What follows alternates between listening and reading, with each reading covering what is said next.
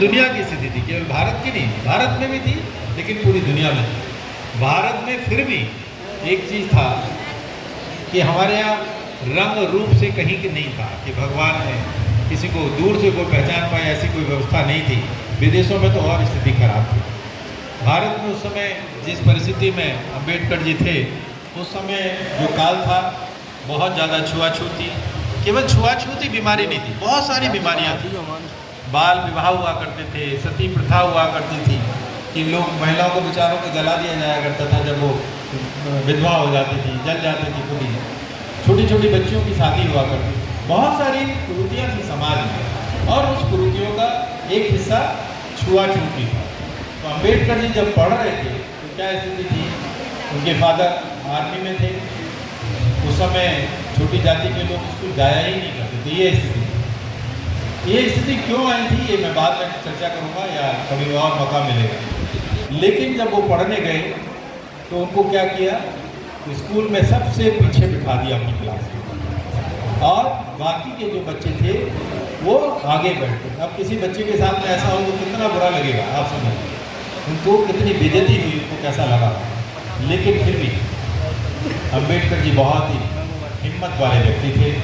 उन्होंने कहा पढ़ना ही, उनकी समझ में आ गया था पढ़ना ही एक सत्य है जिससे एक समाज को, अपने समाज को भी दिशा दे पाएंगे और पूरे भारत को भी एक नए रास्ते पे ले जा पाएंगे। ऐसा लगातार पढ़ते थे, बड़ा अपमान होता था।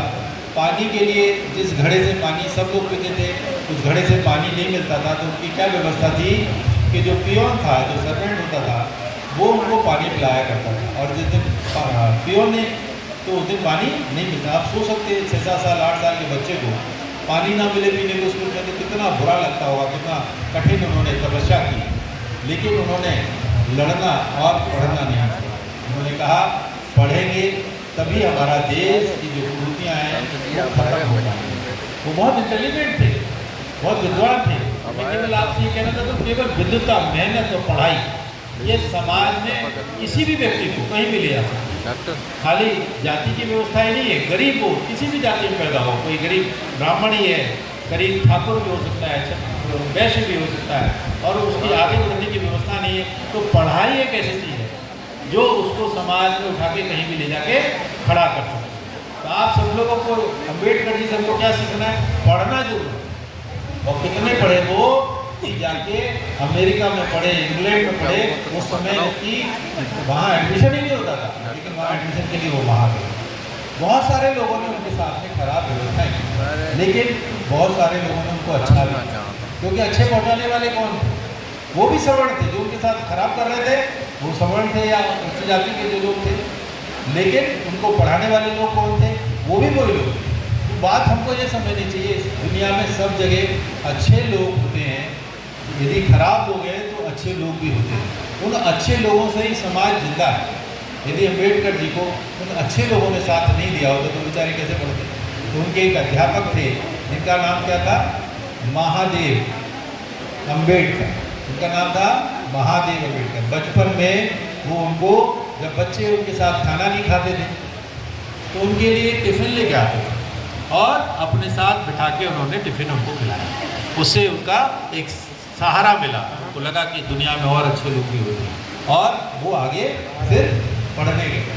उसके बाद उन्होंने हाई स्कूल किया, मुंबई में पढ़े। फिर उसके बाद में क्या हुआ, जब वो बहुत इंटेलिजेंट थे तो विदेश जाना था, विदेश से पढ़ाई करनी थी।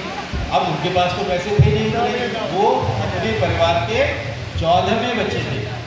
13 बच्चे पहले थे, 14वें बच्चे थे और ज़्यादातर उनके परिवार के जो भाई थे वो मर गए थे। 3 या 4 ही लोग जिंदा रहे थे, क्योंकि उस समय महामारियाँ आती थी, बहुत सारे लोग मर जाया करते थे। उनके परिवार में से 3-4 ही परिवार के लोग बचे थे। अब समझने की बात ये कि वो उनको सहारा फिर किसने दिया विदेश जाने के लिए, वो भी एक सवर्ण व्यक्ति था। गायकवाड़ जी उस समय के राजा हुआ करते थे, उन्होंने पढ़ने की व्यवस्था की उनको। लेकिन पढ़ने की व्यवस्था क्यों की, क्योंकि वो इंटेलिजेंट थे, मेहनत करना चाहते थे। अब कोई आदमी कहे हिले बिल्कुल भी नहीं, मेहनत बिल्कुल भी ना करे, कह रहा हमारी कोई मदद ही नहीं करते लोग। तो मदद जब ही होती है जब व्यक्ति अपनी खुद मदद करता है। वो अपनी खुद मदद करते थे। वो सबसे पढ़ने में वो उनकी इतनी रुचि थी और हमेशा क्या कहते थे पढ़ेंगे। पढ़ना क्या है? वो पढ़ाई को कहते थे कि सिरनी का दूध है। जो भी पढ़ेगा वो अपनी बात को समाज में जरूर रखेगा और दहाड़ेगा जरूर। कौन कर सकता है? जो पढ़ा लिखा व्यक्ति। यदि ये पढ़ेगा लिखेगा नहीं, अनपढ़ रहेगा तो अपनी बात को रख भी नहीं पाएगा। फिर गायकवाड़ जी के आदरणीय जी श्याम बिहारी जी गायक जी फरीदपुर का मैं स्वागत करता हूँ।